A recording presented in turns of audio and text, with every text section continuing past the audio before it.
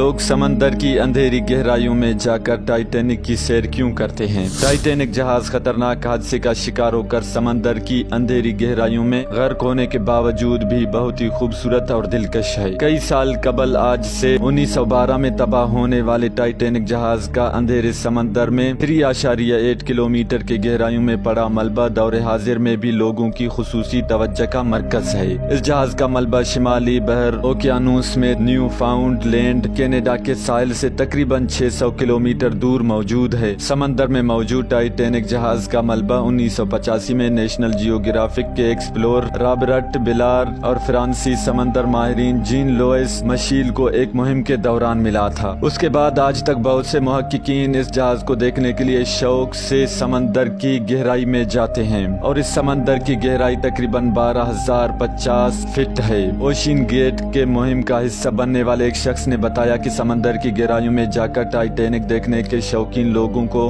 گہرے پانی میں زمین پر پڑا جہاز کا کچھ ملبہ اور کچھ پلیٹیں نظر آتی ہیں۔ اس حوالے سے نیشنل جیوگرافک کمپنی کا کہنا ہے کہ اب سمندر میں ٹائٹینک کے ملبے کی جگہ کوڑے دان جیسی ہے، کیونکہ وہاں بیئر اور سوڈے کی بوتلیں، زنجیریں اور بچاؤ کی کوششوں کے استعمال کیے جانے والے کارگو نیٹس بکھرے ہوئے پڑے نظر آتے ہیں۔ اب تک اس کمپنی نے بدقسمت جہاز کے ملبے کو سمندر میں دیکھنے کے لیے 8 مہمات مکمل کی ہے اور سمندر سے اکٹھی کی گئی ٹائٹینک جہاز کے پاس ملنے والی اشیاء میں سے جو چیزیں ملی ہیں ان میں پہلی نیلم ہو چکی ہے۔ ان میں سے زیورات، ٹائٹینک کی عظیم الشان سیڑھی کا ایک ٹکڑا بھی شامل ہے۔ 1998 میں برطانوی کمپنی ڈیپ اوکین ایکسپیڈیشن ٹائٹینک کو دیکھنے کے لیے ٹکٹ فروخت کرنے والی پہلی کمپنی تھی، جس کی ایک ٹکٹ کی قیمت $32,500 تھی۔ اس بدقسمت جہاز پر بنائی گئی مشہور فلم ٹائٹینک کے ہدایت کار جیمز کیمرون نے بھی فلم بنانے سے پہلے گہرے سمندر میں جا کر جہاز دیکھنے کے لیے ملبے کا دورہ بھی کیا ہے۔ ٹائٹینک جہاز کے ملبے تک پہنچنے کے لیے خطرناک سفر، لیکن سمندر کی اتنی گہرائی میں جانا کوئی مذاق نہیں بلکہ بہت ہی خطرناک ہے۔ 200 فٹ گہرائیوں میں جہاں ٹائٹینک جہاز کا ملبہ موجود ہے، وہاں سورج کی روشنی پانی میں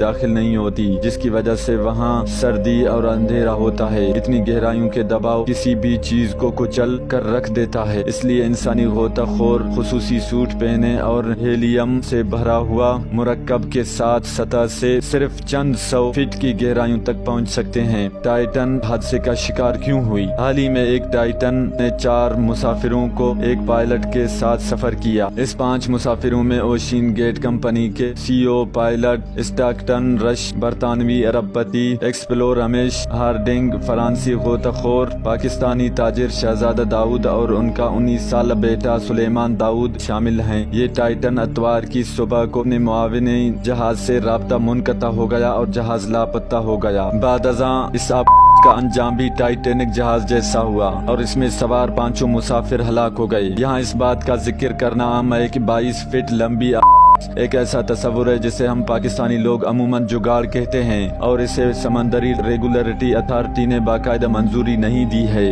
میں موجود ہنگامی آکسیجن 96 گھنٹے تک چلتی ہے، لیکن آکسیجن کا استعمال انسانی سرگرمیوں اور میٹابولزم پر منحصر ہے، کیونکہ لیٹا ہوا شخص آکسیجن کی جو مقدار استعمال کرتا ہے وہ ورزش کرنے والے یا گھبرانے والے سے مختلف ہوگی۔ اس میں ہنگامی صورتحال میں فرار ہونے کے لیے بھی کوئی ایسی جگہ نہیں ہے جسے اندر سے کھولا جا سکتا ہو۔ اس میں سفر کرنے والے مسافروں کو یہ سب معلوم ہوتا ہے اور یہ خطرناک سفر شروع کرنے سے پہلے $250,000 ادا کرنے کے ساتھ ساتھ اس حوالے سے اس معاہدے پر دستخط بھی کر دیتے ہیں۔